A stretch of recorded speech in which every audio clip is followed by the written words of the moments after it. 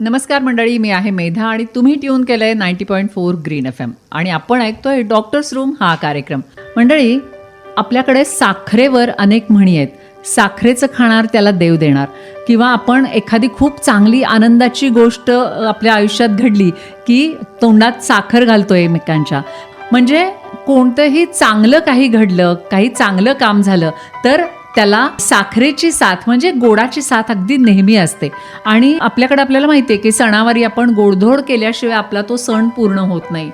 मग ही साखर कधी ब्लॅकलिस्ट झाली हो, किंवा कधी अनेकांच्या जीवनातनं तिनं एक्झिट घेतलं. मला काय म्हणायचं तुमच्या लक्षात आलं असेल, म्हणजेच अनेक मधुमेहांच्या जीवनातून साखर हद्दपार झालेली असते. खरं तर व्हायलाच पाहिजे, पण अनेकांच्या आयुष्यात अजून सुद्धा असते, जरी त्यांना मधुमेह झालाय तरी. पण ती हद्दपार व्हायला हवी असं म्हणते मी. हे झाली साखरेची कहाणी. पण मंडळी, साखर गोड आहे पण जीवघेणी आहे असं तुम्हाला कुणी सांगितलं तर तुम्हाला ते पटेल? तसं बघितलं तर नाही पटणार. पण मंडळी, या विषयावर एक पुस्तक लिहिलं गेलंय आणि आपल्या सांगलीचे प्रसिद्ध बालरोग तज्ज्ञ डॉक्टर रवींद्र वोरा यांच्या मनामध्ये ही संकल्पना आली आणि ती संकल्पना त्यांनी डॉक्टर अनिल गांधींपुढे मांडली. आणि डॉक्टर अनिल गांधींनी याच्यावर विचार केला आणि यामधून एक पुस्तक तयार झालं आणि त्याचं नाव आहे मंडळी, साखर गोड पण जीवघेणी. मग ही साखर गोड आणि जीवघेणी का आहे, तर ही संकल्पना डॉक्टरना म्हणजे डॉक्टर वोरांना कशी सुचली, आणि आपण एखादी गोष्ट जेव्हा मांडतो किंवा डॉक्टरांसारखी व्यक्ती एखादी गोष्ट समाजापुढे मांडते तर तेव्हा त्याला काही शास्त्रीय आधार असलाच पाहिजे ना. आणि तो त्यांनी कसा शोधला, कसा मांडला आणि आपल्या संपूर्ण प्रकृतीवर या साखरेचे कसे दुष्परिणाम होतात हे सगळं या पुस्तकात सांगितलेलं आहे. आणि मूळ ही संकल्पना डॉक्टरांची असल्यामुळं आज मी त्यांनाच आपल्या या डॉक्टर्स रूमच्या माध्यमातून तुमच्यापर्यंत या सगळ्या गोष्टी सांगण्यासाठी बोलवलेलं आहे. नमस्कार डॉक्टर. नमस्कार. साखर गोड पण जीवघेणी हे पुस्तकाचं टायटल वाचल्यावरच ना धस्स झालं की अरे, गोड पदार्थ जीवघेणा कसा असेल. तर पहिल्यांदा मला असं विचारावं असं वाटेल तुम्हाला की तुम्ही तुमची संकल्पना डॉक्टर अनिल गांधींपुढे मांडलीत, ती ही संकल्पना तुमच्या मनामध्ये आली कशी, रुजली कशी, काय सांगाल? 1990च्या दरम्यान 90 ते 93च्या दरम्यान माझ्या वाचनात 2 पुस्तकं आली. एकाचं नाव होतं शुगर ब्लूज, म्हणजे हायवेवरती ॲक्सिडेंट्स होताना हायपोग्लायसिमिया होतो ज्यांना, म्हणजे साखर कमी होते, त्यांना डुलकी लागते. त्यावरती त्यानं मग ती सायंटिस्ट होती आणि पत्रकार होती, तर तिनं हे लिहिलं की शुगर ब्लूज काय ते. नंतर दुसरं पुस्तक माझ्या वाचनात आलं, म्हणजे त्याचं नाव आहे ते sugar curse of the civilisation. बर. सिव्हिलायझेशन म्हणजे आपली सध्याची संस्कृती, तर याचा शाप आहे असंच ते पुस्तकाचं नाव आहे त्या इंग्लिश. मग ही 2 वाचल्यानंतर मग मी आणखी त्याच्यामध्ये इतर पुस्तकं बघायला लागलो याच्यावरती का. तर 1975मध्ये रुडकिन म्हणून एक सायंटिस्ट होता आणि त्याने याच्यावरती पहिल्यांदा शास्त्रयुक्त असं मांडलं साखर किती आहे. त्याच्या पुस्तकाचं नाव पण असंच आहे, त्याच्यावरच आम्ही हे घेतलं. तर white pure but deadly. White pure म्हणजे साखर आहे ती पांढरी साखर, प्युअर असते अगदी, आणि ती डेडली आहे, जीवघेणी आहे. मग त्याच्यावरती 75मध्ये लिहून पुन्हा त्याने 86मध्ये त्याच्यावरची आवृत्ती काढली आणि त्यावरती मग इतर सायंटिस्टनी पण लिहिलं आहे. अलीकडे जे लिहिलेले आहे ते एक ग्लुकोज रिव्होल्युशन म्हणून लिहिलं आहे. ग्लुकोज गॉडेस म्हणतात त्याला तिकडे. तर तिनं त्याच्यावरती पुस्तक लिहिलं आहे. आणि लुडविग म्हणून आहे, तर त्या सायंटिस्टने तर इतकी लेक्चर्स दिली युनिव्हर्सिटीमध्ये याच्या अमेरिकेच्या की त्या यूट्यूबवरती ऐकल्यानंतर मी गारच पडलो. मग मी साधारणतः 93पासून आज तागायत पांढरी साखर खाल्लेली नाही. अरे ग्रेट. मग आधी केले मग सांगितले. एक्झॅक्टली असं आहे माझं. आणि त्यामुळं माझी तब्येत छान आहे, ठणठणीत आहे. सर, खरंच कित्येक वर्ष आम्ही तुम्हाला पेशंटना ट्रीट करताना बघतोय, त्यांना त्यांच्या जे काही आजार असतील मुलांना त्यातनं बाहेर काढताना बघतोय. आणि हे सगळं करत असताना एक सामाजिक बांधिलकी म्हणून असे वेगवेगळे विषय तुम्ही नुसते वाचत नाही तर त्याच्यावर तुमचं निरीक्षण असतं, त्याचा सगळा अभ्यास असतो आणि त्यातूनच ही संकल्पना आली म्हणायला हरकत नाही की साखर गोड पण जीवघेणी. पण मगाशी म्हणलं तसं की एखादी गोष्ट आपण लोकांसमोर मांडताना त्याला शास्त्रीय पुरावे द्यावे लागतात. तर याच्याबद्दल काय सांगाल तुम्ही? पुस्तक लिहिताना मी अगोदर सगळे सायंटिफिक जर्नलमध्ये आलेले पेपर्स आहेत ते युडकिनचे, लस्टिकचे सगळे जमा केले, सगळे अभ्यासले आणि मग म्हटलं याच्यावरती आपल्याला पुस्तक लिहायला पाहिजे. पण माझ्या इतके व्याप आहेत, निसर्गाचं चालू आहे, पाण्याचं चालू आहे, त्यामुळे मला लिहायला वेळ मिळेल असं वाटलं नव्हतं. म्हणून मी माझे क्लासमेट अनिल गांधी पुण्याला असतात, तेच सर्जन आहेत माझ्यासारखे, तर त्यांना म्हटलं, आणि त्यांची पुस्तक बऱ्याच विषयावरची आहेत, जवळजवळ 10पर्यंत पुस्तकं त्यांनी लिहिलीत. मग त्यांना लिहिण्याची अटकल आहे. बरोबर. तर त्यांना मी सांगितलं हे लिहा. मग त्यांनी लिहिलेलं, हेमलता पिसाळ म्हणून डॉक्टरेट आहेत मानववंशशास्त्रातल्या, त्यांनी त्याचं संपादन केलं. ओके. आणि मग आमचे मित्र कोल्हापूरचे सॅम प्रकाशनचे, पूर्वी त्यांचं मेहता पब्लिकेशन होतं, त्यांना दिल्यावर त्यांनी ते छापलं. तर हे छापण्यामागे उद्देश एवढा की ह्या साखरेमुळे होणारे आजार जे आहेत माणसाला ते इतके आहेत, जी साखळीच आहे, म्हणजे त्याच्यापासून होणारा लठ्ठपणातून होणारे लिव्हरचे म्हणजे काळजाचे आणि मधुमेहासारखे आजार, पॅनक्रियासचे, हे होतात. आणि त्याच्यामुळे त्यांचे कॉम्प्लिकेशन्स जे आहेत त्याचं मूळ कुठं सुरू होतं तर साखरेपासून. त्यांचा दोष असतो, जन्मजात दोष असतो, आईवडील आहेत त्यामुळे त्यांना आलेलं असतं वगैरे, हे सगळं आहे. आणि मधुमेह लोकांना हृदयाचे विकार होतात, ब्लड प्रेशर वाढतं, त्यांच्या आर्टरीमध्ये फॅट जमा होतं, त्याचे आकार कमी होतो आणि हृदयरोग होतो. शेवटी हृदयरोगामधले सुद्धा 4-5 प्रकार आहेत, ते सगळे याच्यामुळं होतात, साखरेमुळं होतात. हे समजलं. नंतर कॅन्सर होतो लिव्हरचा, लिव्हरमध्ये सिरोसिस म्हणून आहेत ते होतं. ते झाल्यानंतर त्याच्यामुळं होणार, तिथून पुढे कॅन्सर होतो. एवढंच नव्हे तर कॅन्सरला लागणारे जे पोषक द्रव्य आहे ते साखरेच्या मेटाबॉलिझममधून म्हणजे साखरेतून होतं. स्किन इन्फेक्शनला साखर जास्त असणं म्हणजे त्याला खाद्यच मिळतं, इन्फेक्शन आहे. नंतर हार्मोनल इम्बॅलन्स, हार्मोन्स जे असतात आपल्या ग्रंथीमधून निघणारे त्यांचं इम्बॅलन्स होतो. आणि याच्याशिवाय रोगप्रतिकारक शक्ती कमी होते. बरं. त्यामुळं इतर रोग सुद्धा झटकन होतात. तर हे जे आहेत, आणि हे कशामुळं सगळं होतं तर साखर उपलब्ध आहे म्हणून. हे झालं. नंतर पुढे आपल्या दात किडणे आणि डोळ्याचं दृष्टीपटलावरती परिणाम होणं हे साधारणतः माहिती आहे सगळ्यांना. बरोबर. तरी पण तेही होतं. एवढंच नव्हे तर स्त्रीरोग तज्ज्ञ त्यांना आम्ही विचारलं तर ते म्हटले की हो, गरोदरपणी साखर खाल्ल्यामुळे तिला काय काय होऊ शकतं आणि त्याचा परिणाम नवजात बाळावरती काय होतो. म्हणजे हे फारच झालं पुढे गेलं. म्हणजे आपल्याकडं गरोदरपणात तिचे डोहाळे पुरवण्यासाठी किंवा डोहाळजेवण करण्यासाठी अनेक गोड पदार्थ तिला खायला घातले जातात. पण हे किती चुकीचं आहे हे तुमच्या सांगण्यावरून लक्षात येतं सर. मला सुद्धा हे माहिती नव्हतं. काय झालं, ह्या पुस्तकासाठी आम्ही पुण्यातले कन्सल्टंट सगळे टॉप मोस्ट, म्हणजे तो मधुमेहाचा तज्ज्ञ असो, हृदयविकाराचा तज्ज्ञ असो, ह्या सगळ्यांचे 12 तज्ज्ञांचे लेख आहेत त्याच्यामध्ये. हे फक्त आम्ही सांगतोय असं नाही आहे, तर ह्याला पुरावा, शास्त्रीय पुरावा, आणि त्यांनी त्यात लिहिले की कसं कसं होत जातं. आता सगळ्यात मूळ कुठून आहे तुम्ही म्हणाला, त्याचा शास्त्रीय पुरावा आहे का, तर लुडविकच्या नंतर जो लस्टिक होता तर त्याने सांगितलं की पांढरी साखर ही एक मॉलिक्यूल नाही आहे, ग्लुकोज आणि फ्रक्टोज या दोन्हीचं कॉम्बिनेशन होऊन साखर होते, सुक्रोज होतं. बरोबर. सुक्रोज म्हणजे पांढरी साखर आपल्याकडची.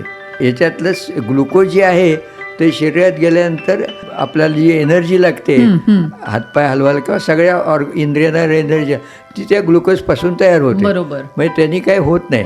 पण फ्रक्टोज जे आहे ते आपल्याला फक्त फळातून खाल्लेलं कमी प्रमाणात असतं, आणि त्याच्याबरोबर त्याला शोषण करणे, त्याचं मेटाबॉलिझम करण्यासाठी इतर द्रव त्या फळामध्ये असतात. एक्झॅक्टली. सेपरेट केलेलं नाही आहे. पण इथं काय होतं, निम्म फ्रक्टोज आणि निम्म ग्लुकोज ग्लुकोज वापरलं जातं आणि हे फ्रक्टोज काही वापरलं म्हणून लिव्हरमध्ये साठतं. मग त्यामुळे मग तो लिव्हर सिरोसिससारखा आजार होतो आणि त्याचा पुढे कॅन्सर होतो. बरोबर. आणि हे सगळं शास्त्रीयदृष्ट्या सिद्ध झालेलं आहे असं झालेलं आहे. बरोबर. पण आता खरंच या साखरेमुळं आपल्या प्रकृतीवर किती दुष्परिणाम होतात ते पण या पुस्तकात तुम्ही सांगितलेलं आहे आणि अगदी ते पुराव्यानिशी सिद्ध झाले. तुम्ही अनेकांचा संदर्भ सुद्धा दिलात. सर, साखरेपासून आपण साखर कशापासून घेतो तर ऊसापासून, म्हणजे ती ऊस शेती आणि निसर्ग, साखर कारखाने या सगळ्यांचा जो एक संदर्भ आहे तर त्याचे पण आपल्या मानवी जीवनावर खूप सारे परिणाम होतात आणि मेन साखर ही ऊसापासून तयार होते. याबद्दल पण मला तुमच्याकडून सविस्तर ऐकायचं. पण तर या पुस्तकामध्ये अगदी पुराव्यानिशी सगळ्या गोष्टी सांगितलेल्या आहेत. आता आपल्याला डॉक्टरनी पण सांगितलं. पण सर, मगाशी मी म्हटलं तसं की साखर ज्यापासून होते ते ऊस शेती, आणि ऊस शेती मग ऊस गेला साखर कारखान्याला किंवा गूळ पण तयार होतो त्यापासून, पण साखर जास्त प्रमाणात तयार होते. पण हे जे साखर कारखाने आहेत किंवा ऊस शेती आहे, आपण अनेकदा बघतो की अनेक वर्ष ऊस शेती केल्यामुळं जमीन क्षारपड होते. तर याचा सगळ्याचा म्हणजे जमीन क्षारपड झाली म्हणजे निसर्गावर त्याचा एक वेगळा परिणाम झालेलाच आहे. तर याबद्दल काय सांगाल? मानवावर पण त्याचे परिणाम कसे होतात, काय सांगाल तुम्ही? गेले काही वर्षामध्ये, कदाचित 30 वर्ष असतील, 40 वर्ष असतील, साखरेचं उत्पन्न वाढत चाललंय. साखरेचं नाही, ऊसाचं. ऊसाचं उत्पादन वाढतंय. त्याला कारणीभूत काय तर अर्थकारण. एक्झॅक्टली. शेतकऱ्याचं अर्थकारण, साखर कारखानदारांचं अर्थकारण, हे सगळं संलग्न आहे. त्यामुळे ऊसाकडे जास्त वळले लोक. आपल्याला जी अन्न म्हणून जे पिकवायला पाहिजे, तृणधान्य, कडधान्य वगैरे, ते कमी करून त्यांनी हे केलं.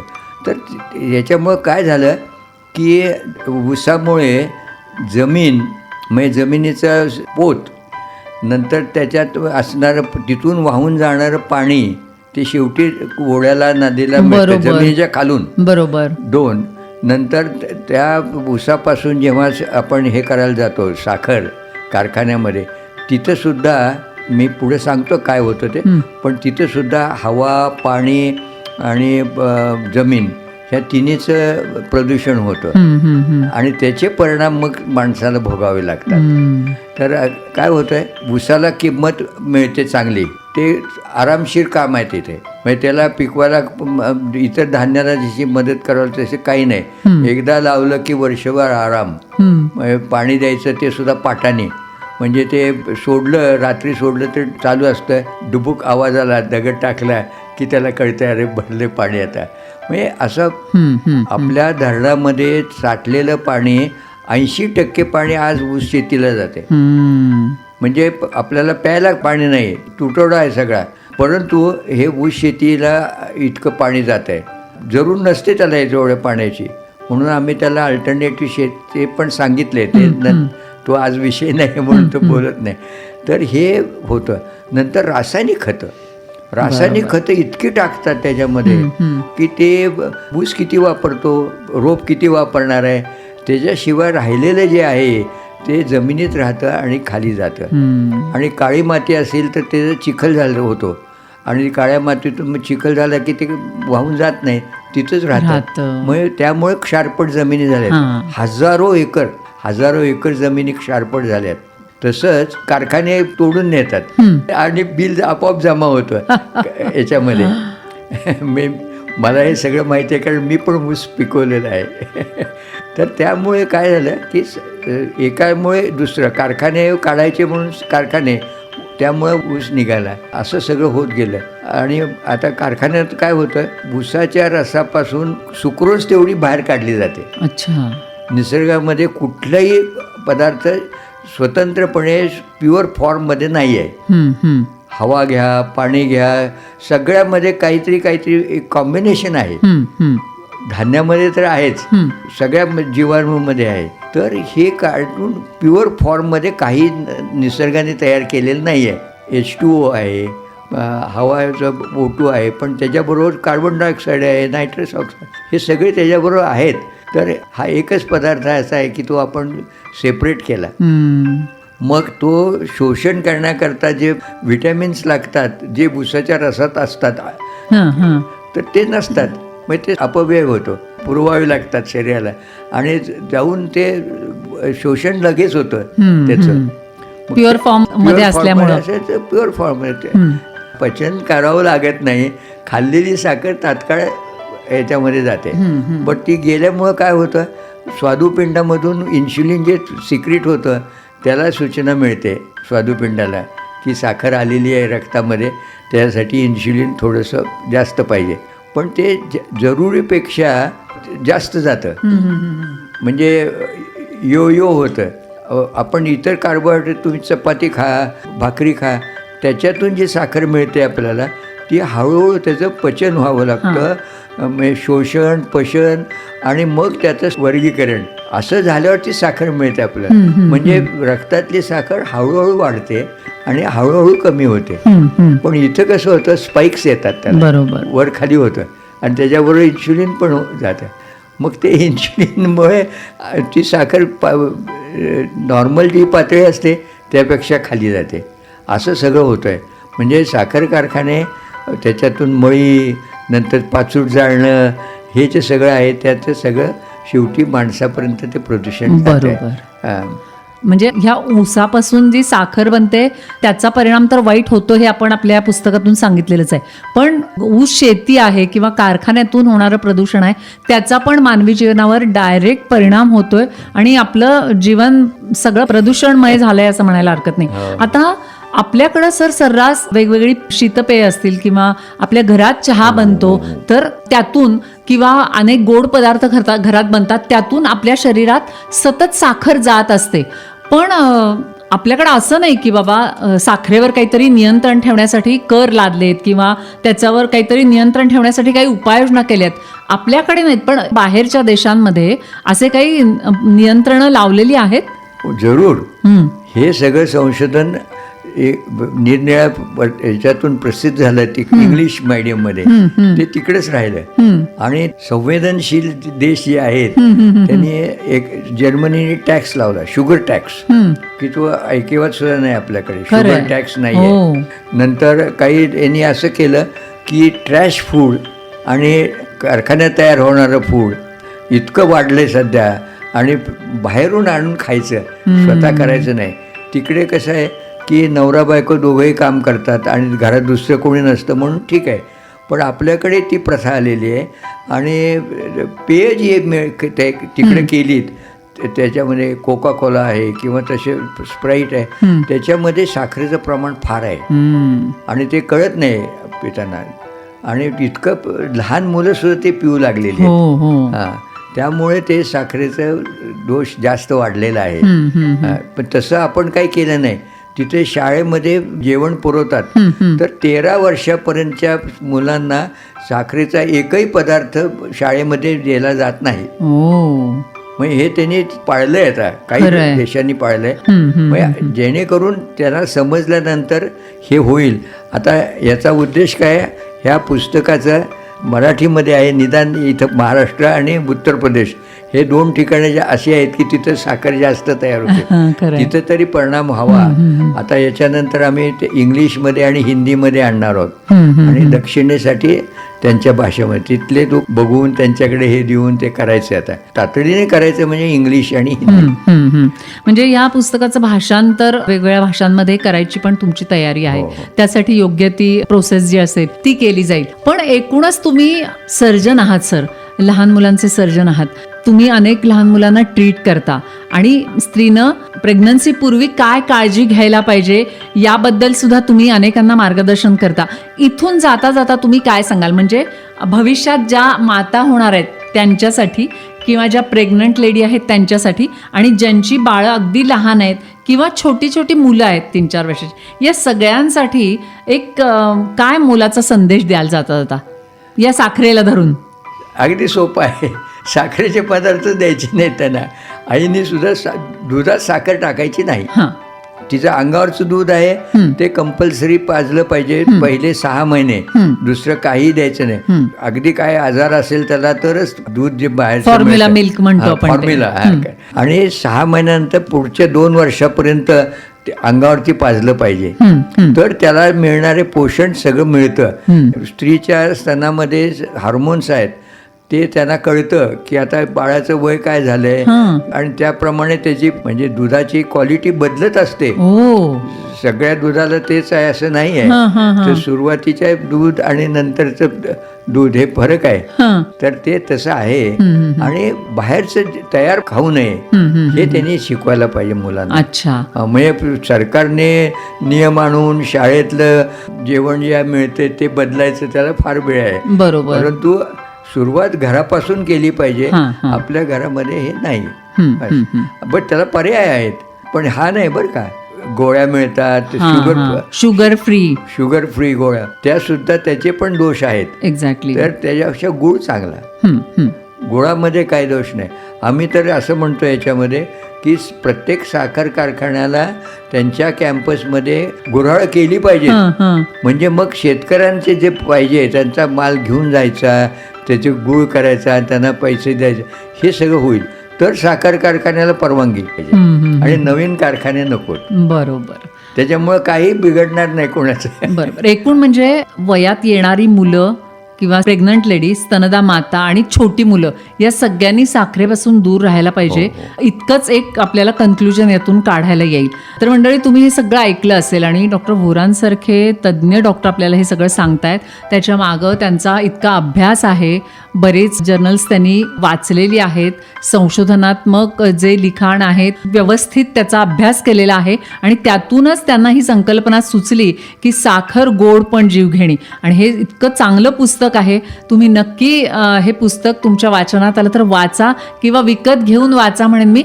म्हणजे नेमकं काय डॉक्टरना सांगायचं आहे, नेमकी ही संकल्पना का त्यांना मांडावी अशी वाटली. आणि जे आता मधुमेह, लठ्ठपणा आणि त्यातून होणारे सगळेच आजार, म्हणजे अगदी कॅन्सरपर्यंतचे सगळे आजार, तर त्यापासून आपल्याला कुठेतरी दूर ठेवायचं असेल, यापासून लांब जायचं असेल तर या साखरेपासून पण आपल्याला लांब जायला हवं, हे नक्की. आणि आपल्याला वेगवेगळ्या आपण जे काही अन्न खातो त्यातून आपल्याला ग्लुकोज मिळतं किंवा फळांमधून फ्रुक्टोज मिळते, तर ती आपल्या आरोग्याला खूप चांगली असते. तर डायरेक्ट साखर खाण्यापेक्षा आपण या पदार्थांचं सेवन करू शकतो, हे सुद्धा डॉक्टरने सांगितलेलं आहे. तर मंडळी, नक्की याचं पालन करूया. खरं तर डॉक्टरना इतकं बोलायचं आहे, पण शेवटी आपल्याला वेळेचं बंधन आहे आणि अनेक गोष्टी सरांनी सांगितल्या आहेत, त्या पण आपण फॉलो करूयाच.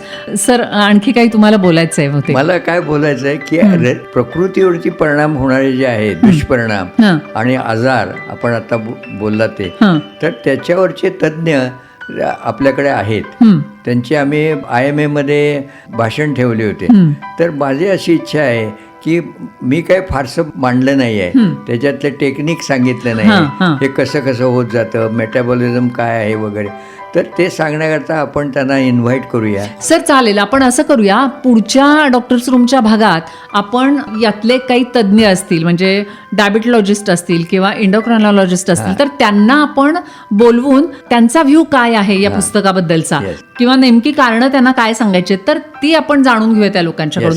तेव्हा नक्की आपण पुढच्या आठवड्यात सुद्धा याच विषयाला धरून बोलणार आहे. आता कोण आपल्याकडे येतंय ते नक्कीच तुम्हाला समजेल पुढच्या रविवारी. तेव्हा ऐकत राहा 90.4 ग्रीन FM आणि पुढचा डॉक्टर्स रूम सुद्धा. तर डॉक्टर, खरंच सलाम आहे तुम्हाला, कारण निसर्गाशी जोडलेल्या किंवा नैसर्गिक प्रक्रियेशी जोडलेल्या अनेक गोष्टींशी तुम्ही सतत निगडीत असता, सतत त्याच्यावर काम करता आणि हे तुमचं काम आमच्यापर्यंत तुम्ही पोहोचवलं. मनापासून धन्यवाद. Thank you so much. थँक्यू.